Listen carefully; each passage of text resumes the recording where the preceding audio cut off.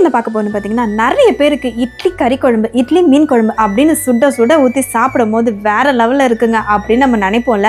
ஆனால் அந்த மாவை ரெடி பண்ணுறது எப்படின்னு நிறைய பேர் நிறைய வீடியோவில் கேட்டுகிட்டே இருந்தீங்க. உங்களுக்காகவே இந்த வீடியோங்க. வழக்கமாக எங்களோட அளவு என்னன்னு பார்த்தீங்கன்னா, ஒரு டப்பா வச்சு தான் அளந்து எடுப்போம். அந்த டப்பா பெயிண்ட் டப்பா தானே அப்படின்னு நீங்கள் கேட்பீங்க. ஆமாங்க, அது பெயிண்ட் டப்பா தான். இருந்தாலும் அதில் அளவு கரெக்டாக இருக்கிறதுனால அந்த அளவே நாங்கள் எடுத்துப்போம். முதல்ல நம்ம வீட்டுக்கு எந்த அளவு எடுக்கணுமோ அந்த அளவு எடுத்து வச்சுக்கணுங்க. அதில் 2 டம்ளர் நம்ம புழுங்கல் அரிசி போட்டால் 1 டம்ளர் பச்சரிசி போடணும். பச்சரிசி நல்லா வெள்ளையா வரணுன்றதுக்காக. அது கூடவே இதுக்கு மேட்ச் ஆகிற அளவுக்கு நம்ம 1.5 கிளாஸ் வந்து உளுந்தையும் ஊற வைக்கணுங்க. அதை ஊற வச்சதுக்கு அப்புறமா நான் கொஞ்சமா வெந்தயமும் போட்டுக்கிறேன். ஏன்னா வெந்தயம் போட்டா இன்னும் நல்லா புசு புசுன்னு ஆகும். அதுக்காக வெந்தயமும் போட்டுக்கிறேன். ஃபர்ஸ்ட் அரிசி ஊற வைக்கும் போதே நம்ம வந்து நல்லா கழுவிட்டோம்னா கொஞ்சம் ஈஸியா இருக்கும். ஊறினதுக்கு அப்புறம் கழுவுறது கொஞ்சம் கஷ்டமா இருக்கும். அப்புறம் என்ன, உளுந்து அரிசி ஊறினதுக்கு அப்புறமா ரெண்டுத்தையும் நல்லா ஒரு 2-3 வாட்டி கழுவி முடிச்சதுக்கு அப்புறம் ரெண்டுத்தையும் ஒன்னா சேர்த்து நம்ம மிஷின்ல போட போறோம். கிரைண்டரா இருந்தா தனித்தனியா போட்டு அரைச்சு எடுத்துக்கலாம். ஆனா நம்ம மிஷின்ல போடுறதுனால ரெண்டுத்தையும் மிக்ஸ் பண்ணி நல்லா போட்டு அரைச்சு எடுத்துங்க. அதுக்கப்புறம் அந்த மாவை ஒரு நாள் வச்சு அடுத்த நாள் இட்லி சுட்டு சாப்பிட்டா வேற லெவல்ல இருக்கும். உங்களுக்கு நல்ல டீட்டெயிலா வேணும்னா பெரிய வீடியோல கொடுத்துட்டு செக் பண்ணி பாருங்க.